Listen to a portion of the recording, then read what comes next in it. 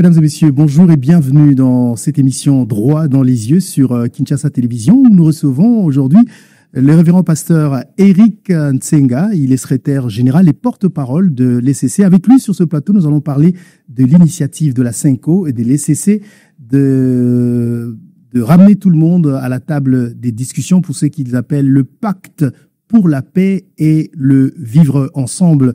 Monsieur Eric Nsenga, bonjour. Bonjour, cher Marius. Merci, cher révérend, d'avoir accepté notre invitation. Je sais combien vous êtes occupé, appelé par des responsabilités que nous saluons, mais malgré ça, vous trouvez quand même le temps de venir nous voir. Ça nous touche énormément. Il était temps de passer à Kinshasa Télévision. Je pense que c'est une initiative qui rencontre les attentes non seulement des Kino, mais du peuple congolais. Il était temps d'avoir quand même des espaces pareils où nous pouvons échanger de manière citoyenne pour arriver à mettre sur la place publique les opinions les plus rationnelles dans une société où il y a émergence d'opinions et confrontation culturelle. Et donc, je salue et je profite de l'occasion pour vous féliciter pour une telle initiative de grande envergure. J'ai eu l'occasion de visiter et je pense que nous devons appeler les Congolaises et Congolais à s'associer pour soutenir cette initiative. Merci, nous on a besoin de vos prières aussi. Alors on va tout de suite, je l'ai dit tout à l'heure, mettre la main dans la pâte. Vous avez comme initiative, votre initiative d'amener tout le monde ensemble à la table des négociations. Vous avez un projet que vous appelez le pacte pour la paix et le vivre ensemble, si je ne me trompe pas. Effectivement. Disons que je préfère aller de manière assez pédagogique. Cette initiative, contrairement à d'autres qui ont précédé, a une particularité du fait qu'elle relève de la vision des églises, puisque d'habitude, ce sont les politiques qui sollicitent les services des églises, et dans ce cas de figure, les églises jouent soit au rôle de la médiation ou de la facilitation. Mais pour les cas d'espèce, ce sont les églises qui prennent l'initiative conformément à leur mission prophétique, qui consiste non seulement à dénoncer ou alors à soutenir, mais aussi à proposer. Donc, cette proposition d'initiative tente de contribuer à sa juste valeur à tous ces processus de paix qui sont mis en place. Alors, comme j'ai dit, on va mettre la main dans la pâte. Le 12 février dernier, vous vous êtes rendu à Goma pour rencontrer Corneille Nangaa, leader de l'Alliance Fleuve Congo et du M23, un groupe que le gouvernement congolais considère comme terroriste. Cette démarche a suscité des vives réactions. Je voudrais savoir, en prenant cette initiative, parce qu'il faut signaler ici que vous avez commencé par le président de la République, est-ce que vous avez informé le président de la République que vous allez à Goma rencontrer M. Nangaa? Alors, le 4 février, nous avons eu une audience avec les chefs de l'État, au cours de laquelle nous avons partagé notre initiative. Je tiens à préciser que l'initiative est celle des églises. Et c'est pas une initiative qui vient du président de la République vers les églises. Ce qui fait que, normalement, nous avons partagé l'initiative, qu'il a vraiment saluée. Et d'ailleurs, je pourrais reprendre ses propos. Il a dit, l'initiative était louable. Donc, comme pour dire, au niveau du chef de l'État, il s'est posé aucun problème. Dans les fonds de nos discussions, nous avions également présenté notre cahier des charges. Nous avons indiqué tous les acteurs qui étaient prévus à rencontrer, notamment ceux de l'AFC M23 et y compris, je vais dire, le chef d'État de la région. Est-ce que le président de la République était OK que vous puissiez aussi rencontrer Corneille Nangaa?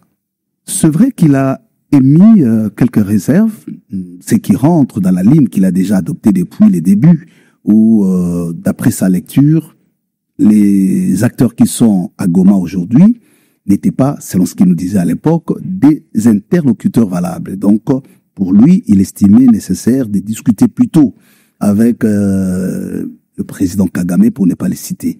Alors, de notre point de vue, nous avons dit au chef de l'État, c'était ça notre approche, qu'il était intéressant de séparer les agendas. Parce que il faut avouer que nous parlions de M23 qui avait déjà pris les contrôles de la ville de Goma. C'est-à-dire la proportion des zones occupées était importante, mais en même temps, les revendications qui ressortaient de leur agenda avaient aussi une orientation politique. Donc, c'est fort de ces éléments que nous avions estimé nécessaire d'aller voir les acteurs, notamment l'équipe de M. Nanga. Et quand vous l'avez rencontré, beaucoup de Congolais ont réagi. Comment vous pouvez rencontrer des gens qui tuent les Congolais, selon les dires d'un téléspectateur? Justement, cette initiative étant celle de la paix, nous avons dans ce qu'on appelle le mécanisme de transformation des conflits. Et d'après les règles de ces mécanismes ou de cette initiative, vous ne pouvez pas espérer trouver une situation de paix sans rapprocher les interlocuteurs ou des acteurs clés par lesquels une solution pourrait passer. Donc, ce serait aberrant de penser trouver une paix durable en ignorant les acteurs qui ont pris les armes. Donc, de notre point de vue, nous comprenons justement, vous savez, nous sommes dans une situation de traumatisme national quand on voit qu'il y a de cela 3 décennies où cette situation perdure. Les Congolais ont raison, tout le monde est fatigué, les gens veulent avoir la paix. Et de ces points de vue, c'est tout à fait normal qu'il y ait ce genre de réactions. Mais fondamentalement, les églises n'y sont pas allées pour faire l'apologie de la rébellion. Elles y sont allées justement pour rapprocher les vues et comprendre surtout 3 points. 3 points. Le premier, c'était pour nous de comprendre quelles sont les revendications que soulèvent nos compatriotes qui sont là. Et deuxièmement, c'était savoir quel serait le mécanisme pour eux à pouvoir trouver des solutions en dehors des armes. Et troisièmement, il fallait aller négocier les couloirs humanitaires.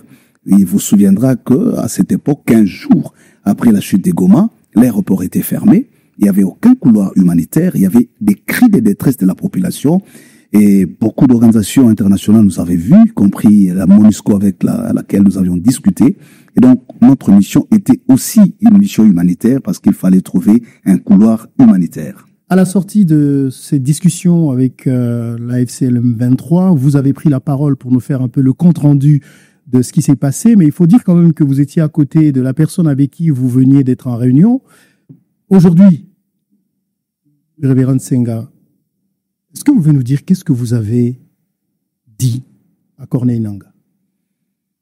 Premièrement, nous avions voulu comprendre quelles étaient les raisons fondamentales pour lesquelles ils ont pris les armes.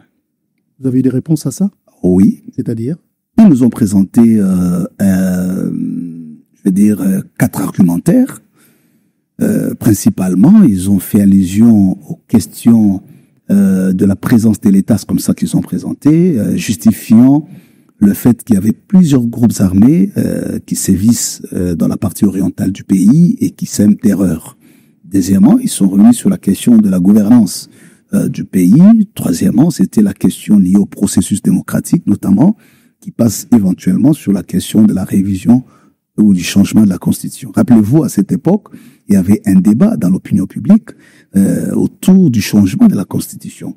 Et puis, quatrièmement, ils ont relevé la question identitaire, c'est-à-dire qu'il y avait une catégorie des Congolais, disait-il, qui se voient aujourd'hui rejetés par leur propre pays et qui se trouvent pour une masse importante en réfugiés dans les pays voisins, et que cette question devenait pour eux une question existentielle et ils se battaient pour survivre.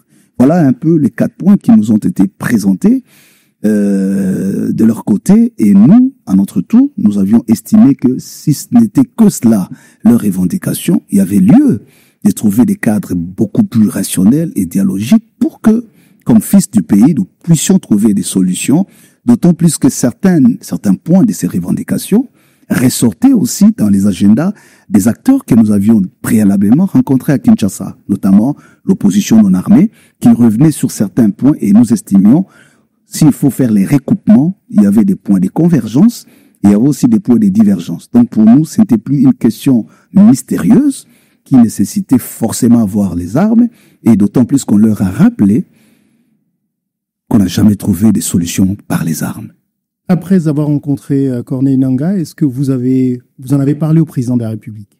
Au sortir de l'audience avec le président de la République, nous étions fixés le rendez-vous dans 2 semaines. Je pense que nous continuons à attendre Bon, il faut avouer que beaucoup de choses se sont passées. Entre autres, le président, il y a eu beaucoup de déplacements à l'extérieur. Il y a eu son agenda qui doit avoir aussi été chargé. Nous-mêmes, nous étions en déplacement parce qu'il y avait d'autres rendez-vous qui étaient déjà pris. Donc, aux dernières nouvelles, son protocole nous a renseigné qu'il était en train de préparer, je crois, les choses pour que cette audience ait lieu. Et tout de suite après Goma, vous êtes parti au Rwanda. Laissez-moi vous dire, pasteur, que j'étais un peu surpris de vous voir partir au Rwanda, rencontrer le président Paul Kagame, et malgré ce que nous savons, ce que les Congolais savent de lui, vous avez eu le courage d'aller le rencontrer. Pourquoi être parti au Rwanda pour parler au président rwandais? D'abord, nous l'avions dit au chef de l'État au cours de notre audience. Vous avez dit au président, vous allez rencontrer Paul Kagame? Effectivement, et nous avons même communiqué là-dessus, disant que nous allions rencontrer tout acteur important. Mais pas spécifiquement Paul Kagame. Il n'a pas été le seul à être rencontré. Et vous savez comme moi qu'aujourd'hui, lorsque nous parlons de cette crise, sincèrement, c'est le nom de Paul Kagame qui revient. Donc, pour nous, il était question d'aller à la source. Imaginez que nous proposons une approche holistique des solutions. Et ça, peut-être que je ne l'ai pas dit au début. Dans notre approche, l'analyse de cette crise est dans une perspective assez, je dirais, diachronique ou historique. Donc, nous remontons de 30 dernières années. Et lorsque nous révisitons l'histoire de notre pays dans ces 3 dernières décennies, il est clair que le rôle du Rwanda en tant que pays, par rapport à la situation du Congo, reste déterminant. Et c'est comme ça que nous avions estimé nécessaire d'aller finalement briser le mythe. Parce que ça devenait comme un mythe. Tout le monde parle de Kagame, mais personne ne sait expliquer jusqu'où Kagame se sentirait satisfait. Qu'est-ce qui justifie continuellement le prétexte qui envoie chaque période, la situation où le Rwandais sur notre sol.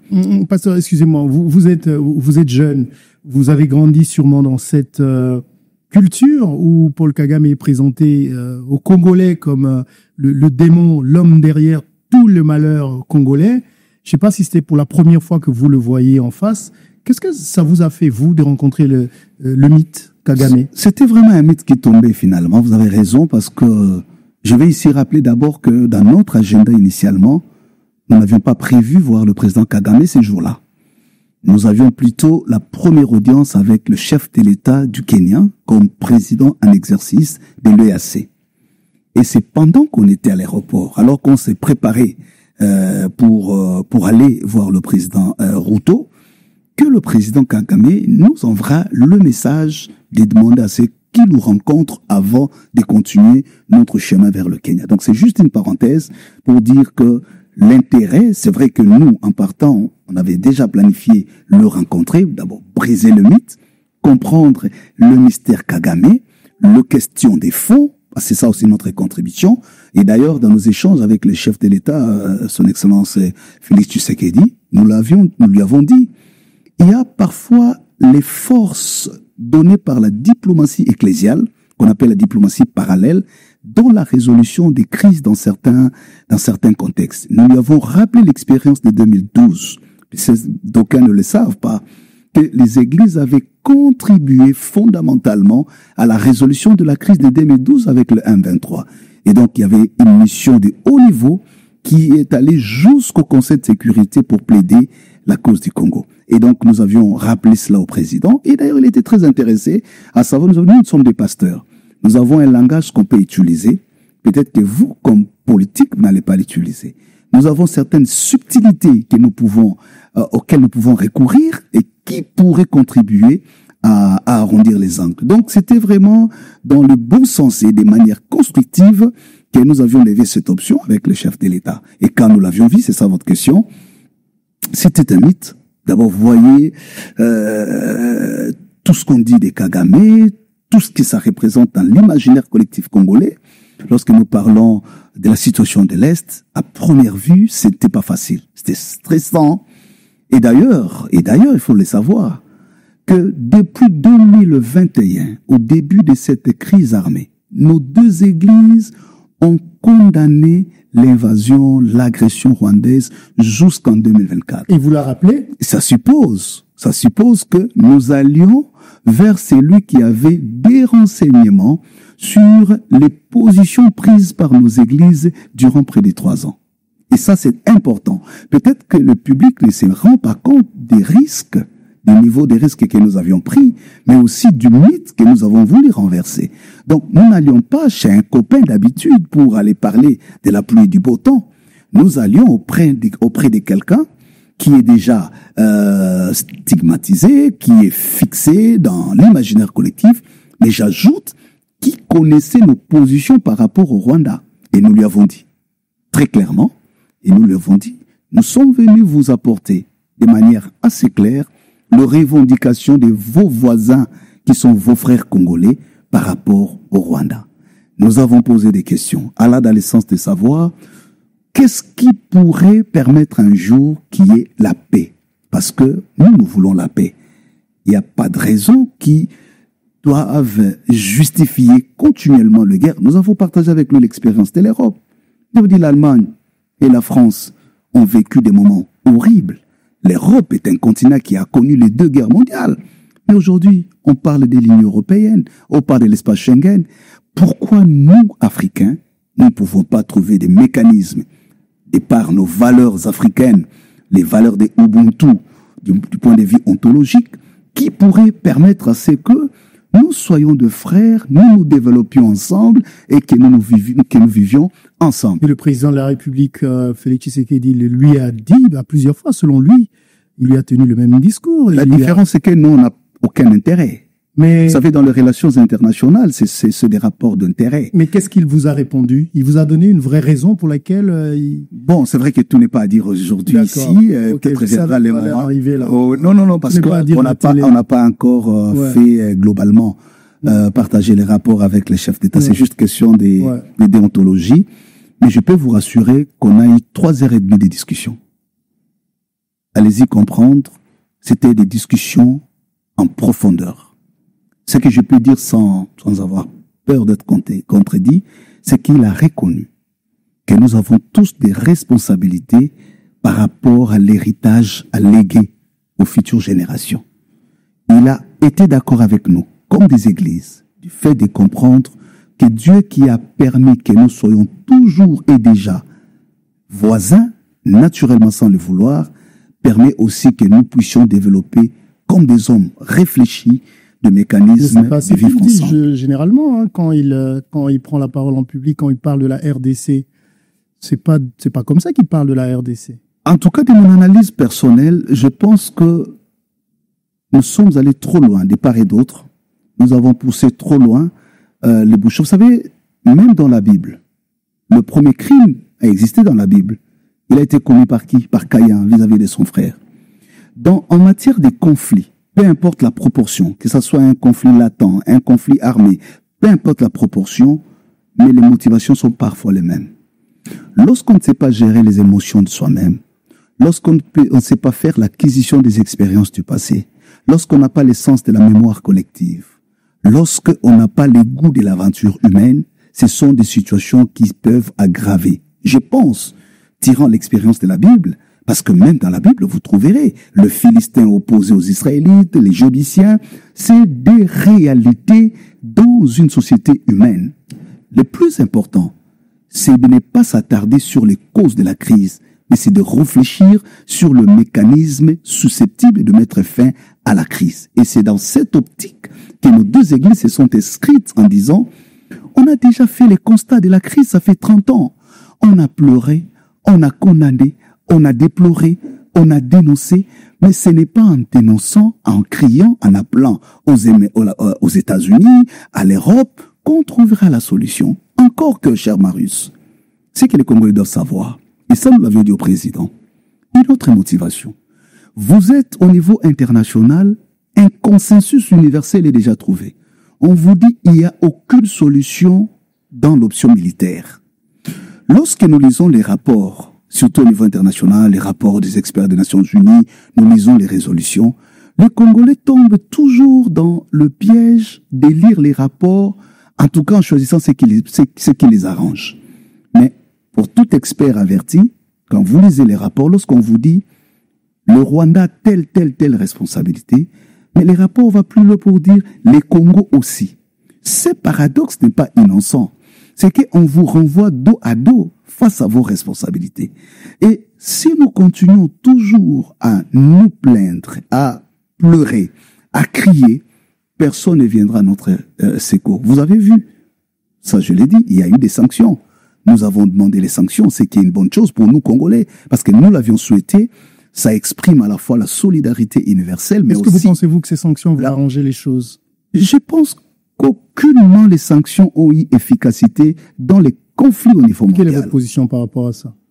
La vraie position, c'est qu'il doit affronter les causes profondes. Nous devons savoir, c'est comme ça que je dis, nous ne pouvons pas nous attarder à constater les faits. Nous devons affronter les faits.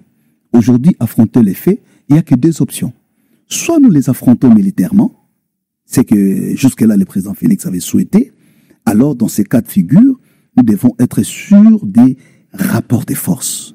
Si nous avons la capacité militaire à vaincre l'ennemi, tant mieux. Mais sachant aussi que toute option militaire a des dégâts collatéraux, toute option militaire arrive toujours à la suppression des vies humaines. Donc lorsque nous choisissons l'option de la guerre, nous devons nous rendre à l'évidence de toutes les conséquences qui en découlent. Est-ce que vous êtes en train de dire, Monsieur le Président Tshisekedi, OK, allez avec l'option militaire, nous on va aller avec l'option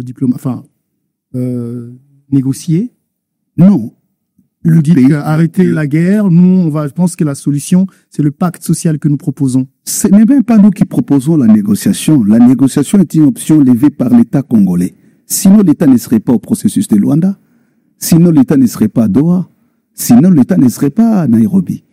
C'est dire que, et c'est ça que le peuple doit comprendre, j'ai eu l'impression que plusieurs pensent que ce sont les églises qui veulent imposer la négociation comme voie de sortie. Non. Nous sommes intervenus alors que la guerre est arrivée à Goma. Cette guerre a commencé il y a 3 ans. OK? Et je rappelle que nous sommes des églises qui avaient non seulement dénoncé, mais aussi et surtout appelé à des marches, des contestations. Il vous souviendra, on a même dénoncé l'hypocrisie de la communauté internationale. Parce que certains disent, mais pourquoi ils ne dénoncent pas? Pourquoi ils veulent la négociation? Non, c'est pas nous qui voulons la négociation. Les négociations ont été engagées depuis le processus de Nairobi. Après Nairobi, c'est Luanda. Et aujourd'hui, nous parlons de Doha. Mais le problème, c'est le terme de référence de ces processus qui connaissent des difficultés, d'une part, mais d'autre part, c'est la méfiance des acteurs. La contribution des églises par l'initiative du pacte n'a que 3 objectifs. Le premier, c'est de voir dans quelle mesure nous allons contribuer à la désescalade de la tension entre acteurs. Nous sommes dans une situation où, vous avez suivi, vous tous, il y a une méfiance accrue au niveau des acteurs, et nous l'avions expérimenté, nous qui avons fait le tour de la région. Figurez-vous que nous avons parlé individuellement avec chaque chef d'État, impliqué dans ce qui se passe. Il faut écouter ce que chacun dit. Qu'est-ce qu'ils disent? Ça, je peux pas aller ici. Il faut qu'on connaisse, ce sont les secrets d'État. On va rien savoir. Mais je note avec vous la pertinence de notre rôle, c'est que nous avons voulu contribuer d'abord dans ces processus de désescalade. Des deux, notre contribution allait dans le sens de dire, il faut qu'on trouve un cadre aussi congolais pour que nous ne paraissions pas aux yeux du monde comme des incapables.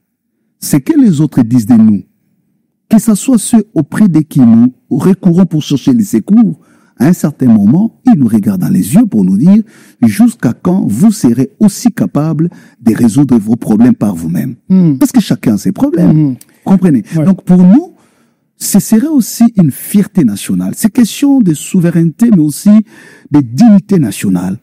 Que les Congolais se montrent capables de se regarder dans les yeux. Et comme pasteur, c'est ça notre ministère de réconciliation, nous ne pouvons qu'aider les Congolais, toutes tendances confondues, à pouvoir comprendre la nécessité de se parler.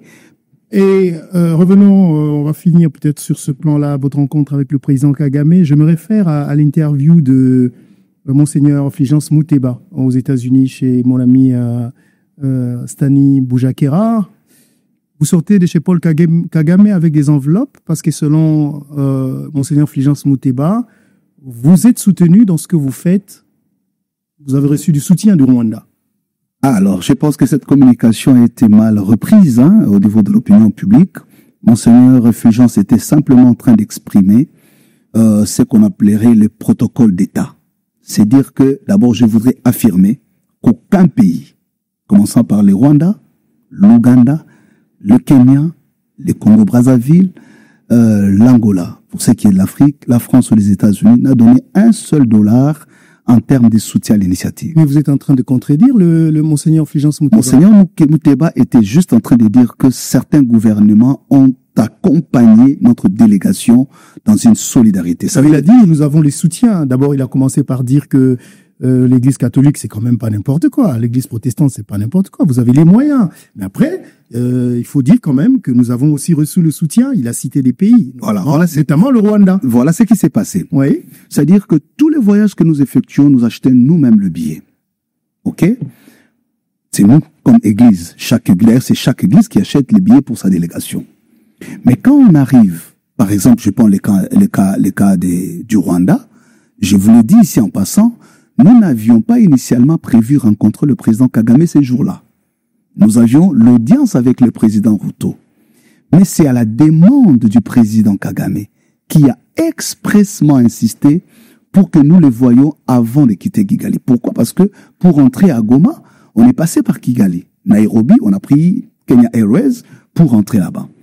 Alors, puisque c'était à minuit, on devait embarquer à 1h pour arriver à Nairobi et l'audience était prévue à 9h avec le président Ruto.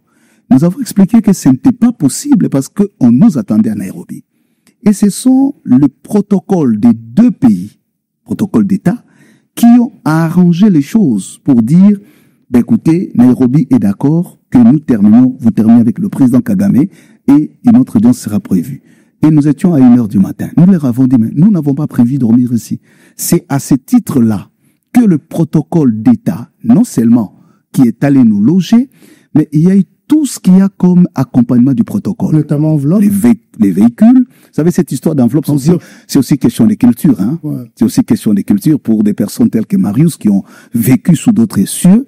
Vous allez vous rendre compte que rencontrer une autorité ne signifie pas avoir une enveloppe. Donc, je pense que les Congolais croient que la culture qui est chez nous, nous sommes allés rencontrer le chef de l'État. On croit pas. Comment vous pouvez nous expliquer ce qu'a dit Monseigneur Fulgence Muteba? C'est qu'il a dit n'était pas vrai. Non. C'est ce que je suis en train d'expliquer. Il a dit que vous avez reçu le soutien, mais vous dites non. Oui. C'est-à-dire, le concept de soutien est allé dans le sens polysémique. Chacun lui a donné son contenu. Et moi, je suis en train de vous ramener aux faits. Ouais. Pour dire ce qu'on appelle soutien, ça commence par les protocoles déjà au niveau de l'aéroport. Ça, ce n'est pas qu'au Rwanda. Parce que les gens ont fait une fixation sur le Rwanda. Mais pourquoi ils ne citent pas l'Angola? Pourquoi il a parlé aussi de l'Angola. Vous avez reçu aussi des enveloppes là-bas? Non, personne n'a donné des enveloppes. C'est comme ça que j'ai dit, sa question de culture. Ailleurs, quand vous rencontrez un chef d'État, cela ne signifie pas qu'il faut y avoir une enveloppe. Par contre, on vous réserve tout le protocole dû au rang de votre délégation. La vérité, c'est que notre délégation, vous le voyez dans les images, toutes les photos prises, c'est des photos officielles.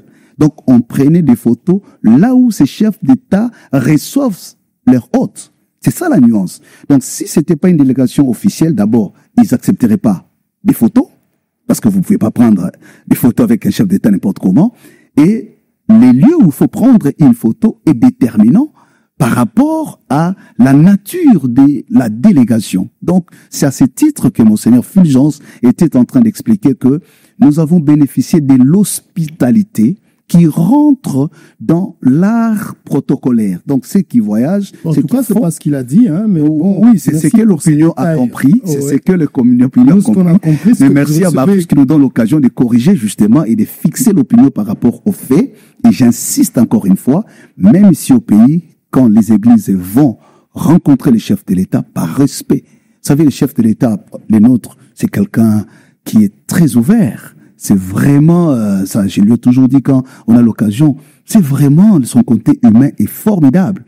Donc, Mais on ne peut pas se permettre, parce que le chef de l'État a ses valeurs de l'humanité, vous vous permettez à la fin de l'année de dire, chef, nous voulons partir, on n'a pas de transport. Ça, c'est pas au niveau de nos églises. Donc ça, il faut préciser parce qu'il y a une culture qui s'installe. Je le dis comme pasteur parce que parfois c'est honteux. Les gens qui vont voir les autorités croient qu'une audience avec l'autorité signifie à la sortie une enveloppe. Et quand ils n'ont pas ces enveloppes, ils sont frustrés. Et parfois, certaines viennent même se plaindre pour dire, on est allé voir les chefs de l'État, on ne nous a rien donné, on nous a seulement donné des lots. Comme s'il était obligé de donner une enveloppe. Mais ils peuvent donner une enveloppe dans d'autres conditions. Donc, je voulais juste élever cet équivoque pour dire, rencontrer les chefs d'État, et s'il ne fait pas avoir des enveloppes pour sortir de chaque audience. Vous n'avez reçu aucune enveloppe d'aucun chef d'État. Ça peut se vérifier. J'entends même les gens donner des chiffres tels que 20 millions. Mais cher Marius, quel est ce pays où vous entrez, vous passez par l'immigration avec des enveloppes de 20 millions, vous allez les porter où? Mais vous venez de chez les chefs, personne ne va vous contrôler. Même quand vous quittez ces pays-là vers un autre pays. Donc le président Macron aussi nous a donné une enveloppe. Et puis le secrétaire d'État général des Nations Unies nous a donné, le département d'État américain nous a donné. Donc voyez, je voudrais vraiment calmer les uns les autres pour dire, on n'a pas eu. Peut-être ça aurait été le cas. Je ne dis pas que c'est mauvais.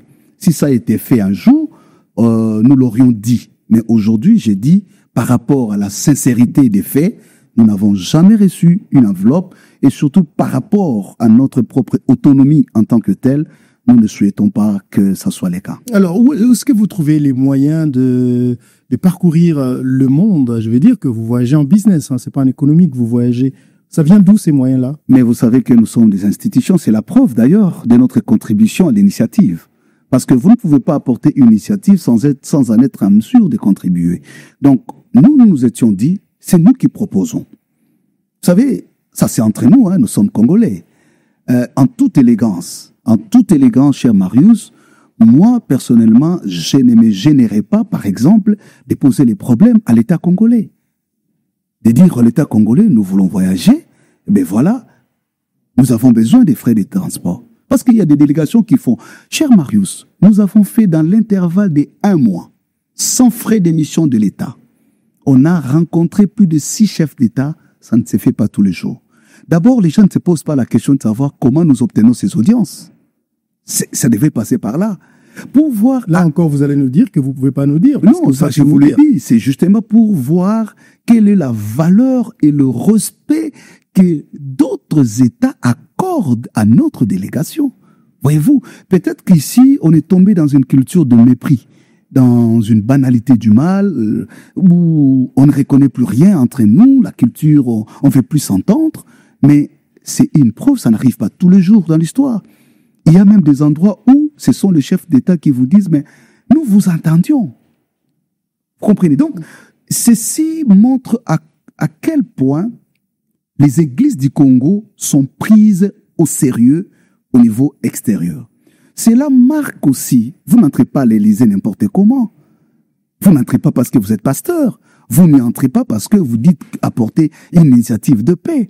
Donc si on peut vous recevoir à ces niveaux-là, je l'ai dit en toute humilité, cela doit plutôt faire la fierté du Congo pour comprendre que les églises au Congo ne sont pas que des boutiques comme beaucoup aiment à les minimiser.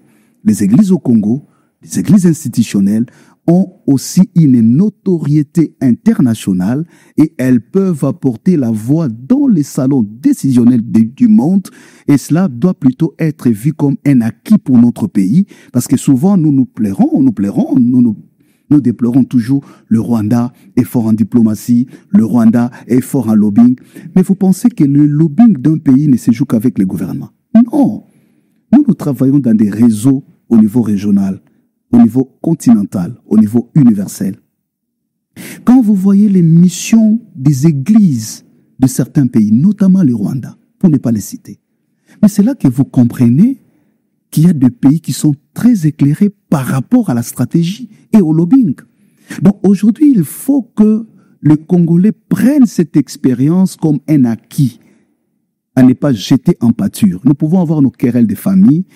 La tête d'Éric Nsenga peut ne pas plaire à X ou à Y, c'est tout à fait normal. Même Jésus n'a pas fait l'unanimité, sinon il ne serait pas allé à la croix. S'il est allé à la croix, parce qu'un groupe de gens, si bien qu'il les a nourris, ont décidé, ces groupes ont décidé de le mettre à la croix. Ouais. Donc, je finis ces points pour dire, nous en appelons à la conscience collective de considérer que à chaque situation difficile se cache une opportunité. Cette crise a permis aujourd'hui, par exemple, du point de vue du leadership et de la diplomatie menée par le chef de l'État, à mettre en lumière les revendications du Congo.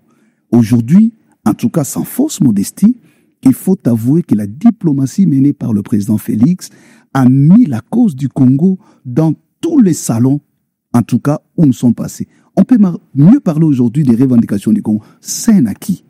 Aujourd'hui, considérez aussi que le travail fait par les églises de passer entre plusieurs chefs d'État au niveau africain, européen, américain, ce n'est pas fini parce qu'on a encore, vous serez surpris dans les jours qui viennent, vous allez entendre certainement que nous sommes encore allés quelque part. C'est pour vous dire le radar universel sur le rôle, le leadership et l'implication des églises en matière de la vie sociale, politique et diplomatique n'est plus à discuter. Alors, j'ai vu, à moins que je me trompe, vous avez rencontré presque tout le monde en interne, l'opposition non armée. Vous avez également... est-ce que vous avez rencontré l'ancien président Joseph Kabila? Effectivement, nous l'avons rencontré par 2 fois. La première fois, nous l'avons rencontré en décembre, mais là, c'était pas dans le cadre de l'initiative. Nous l'avons rencontré parce que il voulait parler aux églises. Il voulait parler aux églises, il fallait l'écouter. Et à l'époque, nous sommes en décembre, il était préoccupé, en tout cas dans ce qu'il nous a dit, sur les questions sécuritaires, mais aussi sur les questions politiques, notamment les débats qu'il y avait à l'époque, en décembre, sur le changement de la Constitution. Ouais. Voilà. Ouais. Et il voulait avoir notre avis. C'est vrai, c'est dans ces contextes que nous avons parlé.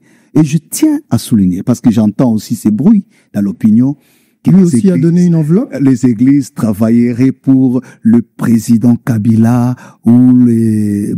Moïse Katumbi. Je vais vous dire aujourd'hui, et on se regarde ses droits dans les yeux, cher Marius, M. Kabila, M. Katumbi, M. Fayolo, tous ces acteurs ont découvert l'initiative dans le média comme tout le monde.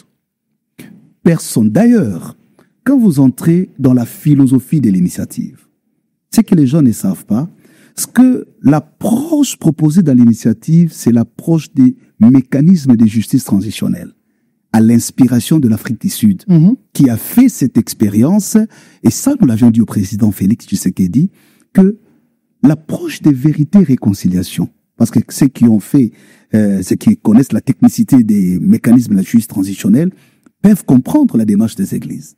Donc, ici, nous ne partons pas de la facticité, des faits en présence, de la crise qui est là. Mais nous remontons le fait dans une approche diachronique pour étudier les causes profondes. Et quand nous parlons des causes profondes, ça ne se limite pas aux questions d'actualité politique. Quelle différence il y a entre votre initiative et la conférence nationale souveraine, par exemple? Ah, voilà, ça c'est une belle question. Ah oui, les autres n'étaient pas bonnes. Ben, je vais lire les questions précédentes. Enfin, désolé de les dire. Non, ça va. La question me semble pertinente parce qu'elle me permet justement de donner la substance de l'initiative. C'est à cela que j'ai dit bonne question. C'est dire que l'initiative cherche à faire l'acquisition des expériences de l'histoire de notre pays. Depuis 60, nous avons déjà eu près de 47 dialogues. En fait, dans la technique ou dans ceux qui font les études sur les États, la notion de l'État des droits, renseigne clairement que chaque nation à paradigme pluriel éprouve beaucoup de difficultés dans la construction de l'État des droits démocratiques. Parce qu'il y a toujours une tendance à la confrontation sur la forme de l'organisation de l'État. Il y a la tendance unitariste, il y a la tendance fédérale. Et c'est ça aussi l'histoire de notre pays. Ce qui fait que les questions identitaires, les questions des tensions communautaires remontent et traversent l'histoire de notre pays. Depuis 60, quand vous remontez les crises qu'il y a eu à 60, entre Lumumba et Kasavubu, vous allez vous rendre compte que fondamentalement, c'était des crises aussi liées à des pesanteurs sociologiques. La question d'appartenance idéologique, mais aussi tribale. C'est comme ça que vous verrez, à l'époque, il y a un parti qui s'identifie au Bas-Congo, Il y a notre parti qui s'identifie, par exemple, au Katangé. Il y a un leader qui s'identifie au Kassai. Donc, c'est un peu comme le germe de notre histoire. Donc, je l'ai dit simplement pour dire, il y a nécessité de faire l'acquisition des expériences. La différence avec la conférence nationale souveraine, c'est qu'aujourd'hui, cette initiative veut justement s'inspirer des acquis de la conférence nationale, parce qu'on n'est pas en train de réinventer la roue. Il y a déjà de bonnes choses qui ont été faites, mais dont les résultats n'ont pas été suffisamment utilisés pour des fins raisonnables. Donc, cette initiative peut permettre aujourd'hui qu'il y ait un cas. C'est comme ça dans l'approche. Nous commençons par une approche scientifique. Nous allons réunir les scientifiques qui vont réfléchir sur différentes thématiques de manière à pouvoir donner des options majeures à partir desquelles le pacte social va s'écrire. Parce qu'en fait, le pacte social dont nous parlons n'est pas un document qui existe. Le pacte social n'est pas un document déjà écrit.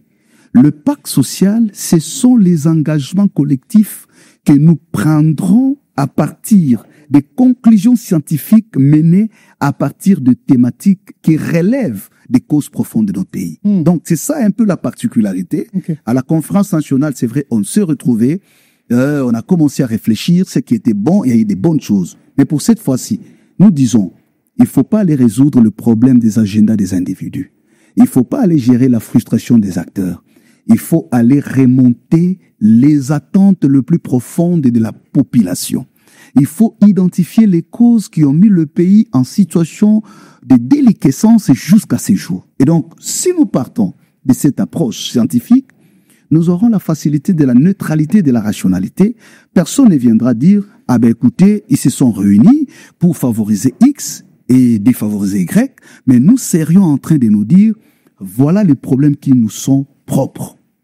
Voilà leur origine, voilà leurs conséquences, et voilà les pistes que nous proposons comme voie de sortie. Et à partir de ces options qui seront dégagées des réflexions scientifiques, les décideurs vont maintenant lever des options. Vous savez, aujourd'hui, dans l'histoire, on parle du plan Marshall pour les États-Unis.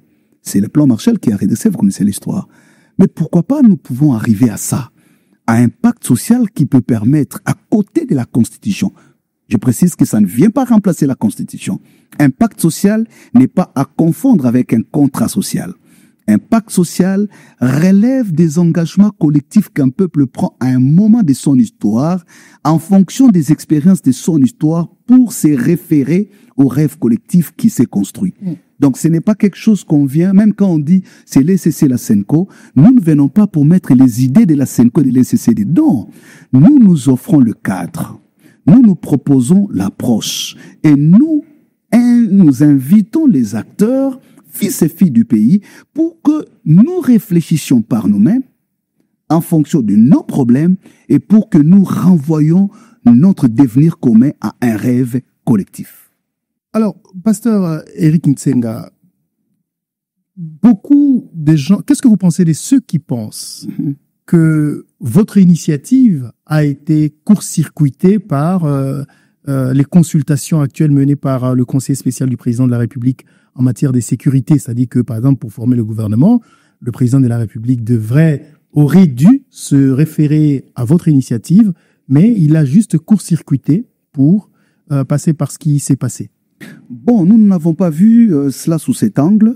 La preuve est qu'il y a un collègue qui a représenté les CC aux consultations, peut-être que les gens ne le savent pas, les directeurs des cabinets, révérend Moïse Gouema. Donc, pour nous, ça ne nous dérangeait pas. Pourquoi? Parce qu'il faut faire la part des choses.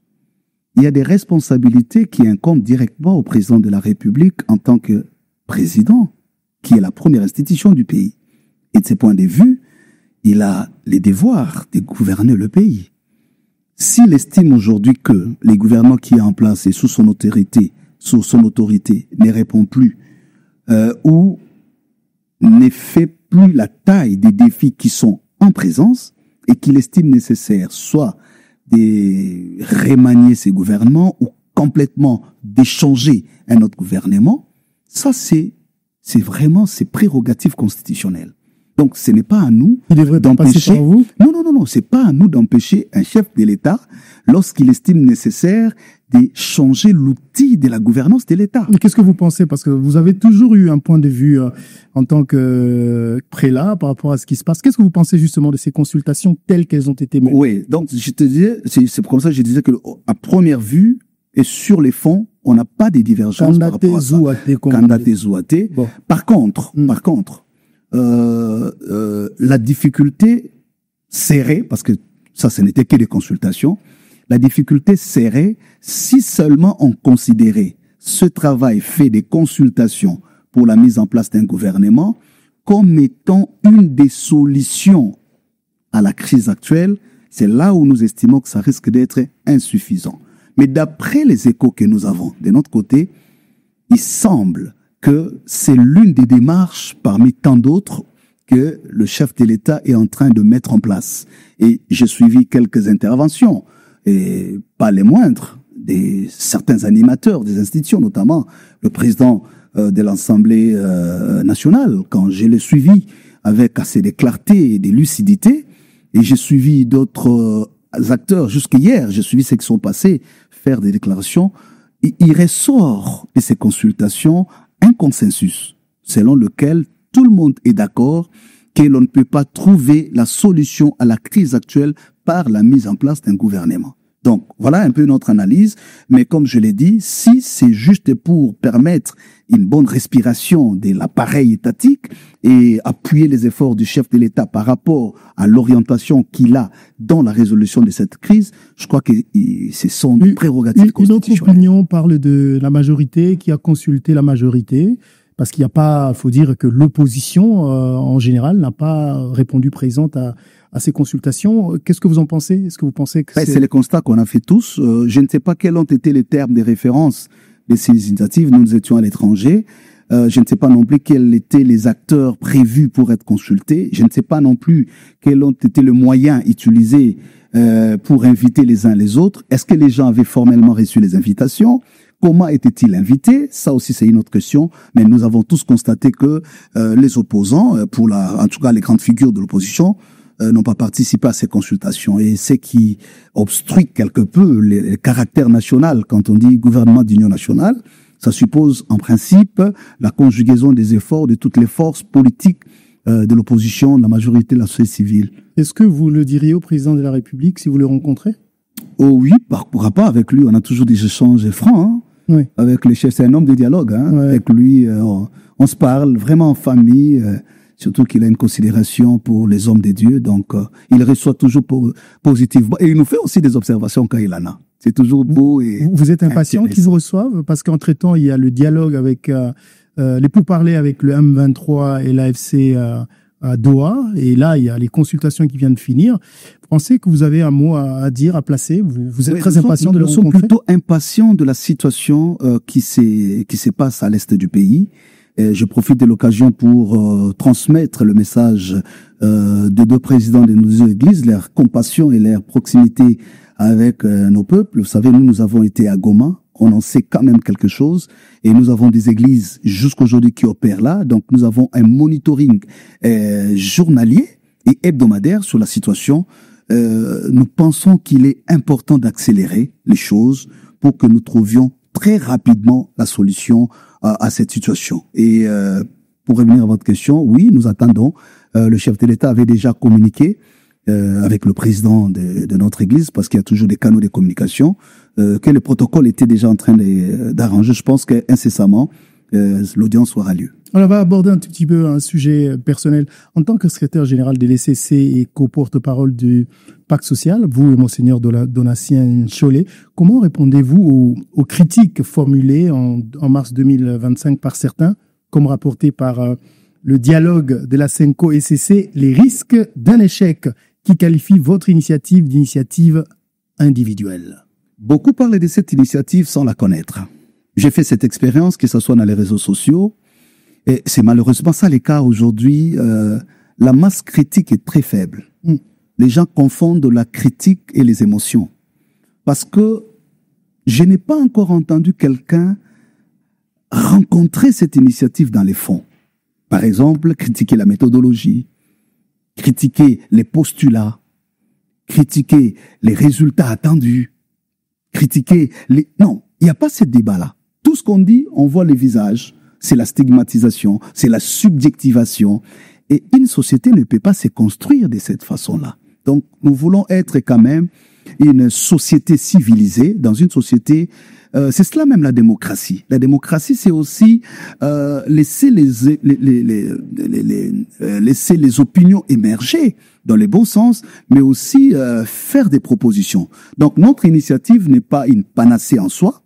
C'est pourquoi elle s'appelle initiative, qui reste ouverte à des contributions. Et je vous informe que beaucoup de compatriotes qu'on a rencontrés ici sur place ou à l'extérieur, à la diaspora, dans la diaspora, ont contribué essentiellement à cette initiative. Donc, nous n'amenons pas une solution toute faite pour dire voilà ce qu'on doit faire. Non, c'est pas une imposition, c'est une contribution et qui reste du reste, je l'ai dit, qui reste tout de même critiquable. On peut l'améliorer. Mais à vous entendre parler, c'est comme si votre initiative n'était pas quelque chose à faire dans l'immédiat. C'est à long terme. C'est ça qu'on doit comprendre. L'initiative a trois phases. Immédiates. Il y a des solutions à court, à moyen et à long terme. À court terme, c'est comme ça qu'Alain Agoma, l'idée au-delà de ces 3 points, c'était aussi négocier pour le cessez-le-feu. À l'immédiat, il y a des questions humanitaires, des urgences humanitaires. À l'immédiat, il faut la cessation des hostilités. Parce qu'on ne peut pas négocier pendant que il y a les bruits des armes. On ne peut pas négocier pendant que les compatriotes tombent sur le champ de bataille. Il n'y a pas que les civils, même les militaires. Ce sont nos compatriotes. Nous avons l'obligation de préserver leur vie. Donc pour nous, à court terme, c'est cela. Mais à court terme, pour arriver à tous ces résultats, il faut que les gens s'asseyent et se parlent. Donc l'urgence de vider le préalable, et que l'on trouve un cadre approprié pour que les discussions commencent avec ceux qui ont pris les armes, avec ceux qui ont des revendications. Les mêmes discussions, vous l'avez dit tout à l'heure, c'est comme si on revenait chaque fois à la case départ. On a déjà vu ce genre de choses. Et ce qui va se passer, c'est qu'ils vont discuter pour le brassage. Les mêmes vont revenir, ils vont demander d'avoir devenir des responsables dans notre armée, et ça va être la même chose. Vous voilà toute la différence. En 2012, c'est vrai qu'il y a eu accord de cesser les faits. Mais dites-moi à quel niveau le peuple, en tant que souverain, s'était approprié des solutions trouvées en 2012. Mais en quoi ce que vous proposez donne au peuple la possibilité de s'approprier? Il faut d'abord qu'on fasse la différence entre ce qui avait été fait avant pour essayer d'évaluer la valeur ajoutée. Je répète ici, dans toutes ces initiatives antérieures, les choses s'arrêtent aux conclusions des acteurs politiques. Parfois, on ne remonte même pas, on ne relaie même pas les informations au peuple et du coup, il n'y a pas appropriation nationale. Des deux, il y a absence de mécanismes de suivi et évaluation des résolutions qui sont prises au niveau national. C'est-à-dire, aujourd'hui, vous savez qu'il existe ce qu'on appelle l'accord cadre d'Addis Abeba. Mais évaluer les instruments juridiques internes, évaluer le mécanisme institutionnel interne qui sont supposés accompagner et faire les suivis. C'est presque... Voilà. Vous parlez des brassages. J'entends beaucoup ces discours. Depuis qu'on a fini la guerre en 2012, quelle a été la politique de défense et de sécurité collective que le pays a développée, encadrée par des mécanismes juridiques et appuyée par un budget conséquent? Pour que, 5 ans après, par exemple, que l'on dise de ces militaires qui ont été brassés, intégrés dans l'armée. Voilà la politique. Parce qu'en fait, c'est l'État qui définit la vision de la nation. C'est ça la différence. C'est-à-dire, il faut avouer qu'il y a eu quand même des faiblesses de notre point de vue. On ne peut pas continuer à rester dans ces mystères, dans ces traumatismes, de toujours dire on a peur du brassage, oui, on a peur du brassage, oui. Mais aujourd'hui, moi j'avoue, nous félicitons le courage, le patriotisme. Je vous donne un exemple de nos compatriotes qu'on appelle Wazalendo. Mais est-ce qu'on a déjà commencé à réfléchir, après la guerre, de ce que serait le sort de ces compatriotes qui ont pris les risques le plus élevés? Nombreux ont perdu leur vie. Comment nous encadrons leur famille? Comment nous suivons? Donc, je pense que tout cela, c'est ce que l'initiative du pacte social veut aborder. On ne peut pas seulement se contenter à une victoire militaire dans un contexte où nous savons que la convoitise à nos ressources naturelles reste permanente dans le cœur des multinationales sous couvert de pays voisins et nous n'organisons aucune politique stratégique de défense et de sécurité collective. Tous ceux qui nous attaquent ont des prétextes. Ils vont vous dire, il y a les FDLR dedans. OK. Le gouvernement a proposé, dans le cadre du plan de Luanda, le plan de neutralisation des FDLR. Mais vous savez qu'il n'y a pas que les FDLR. Il y a les ADF NALU, dont on ne parle pas assez. À Nairobi, on a identifié combien de groupes armés. Donc, il y a des questions qu'on ne doit pas laisser simplement à la charge du président de la République. On ne doit pas seulement jeter la responsabilité au gouvernement actuel.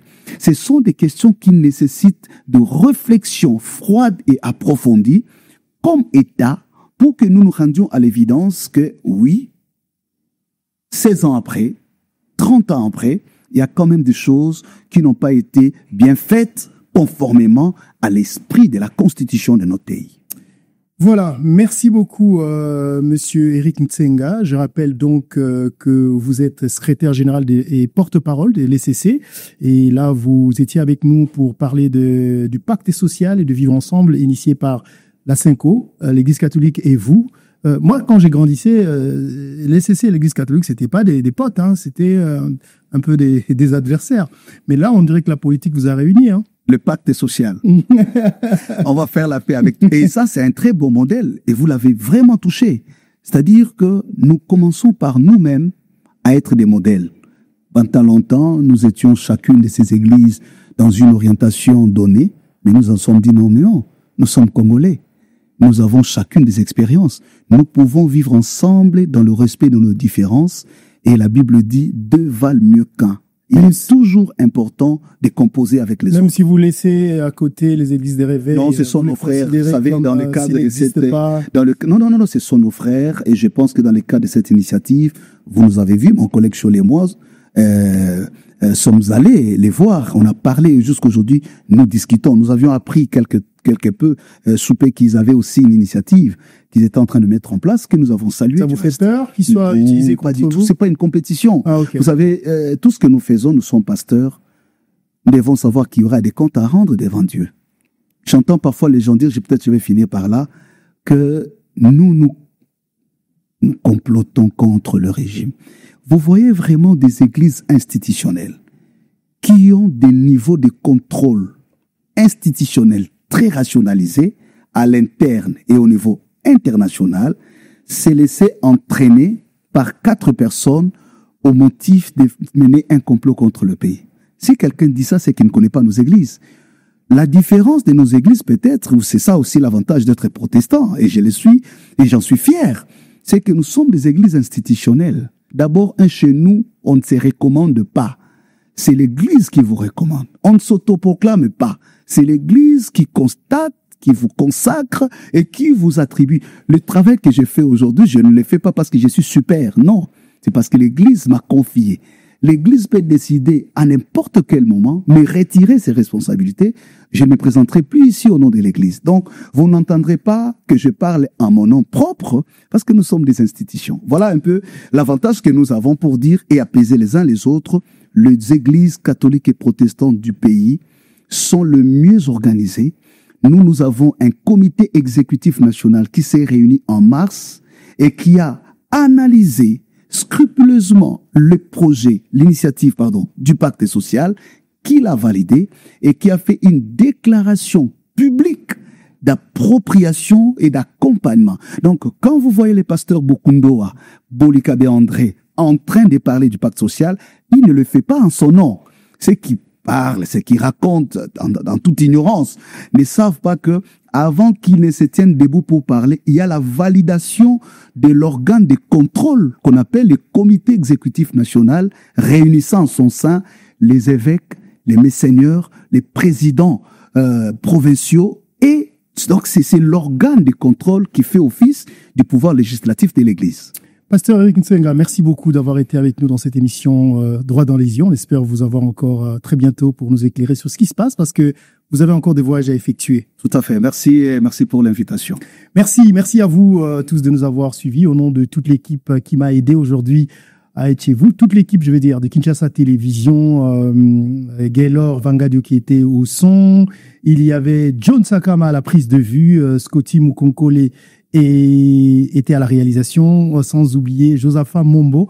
En leur nom, je vous dis un grand merci. Merci également à Junior Lombo qui nous a assistés. Je vous dis un grand merci et je vous retrouve très bientôt dans cette émission Droit dans les yeux avec un autre invité. D'ici là, portez-vous bien. Au revoir.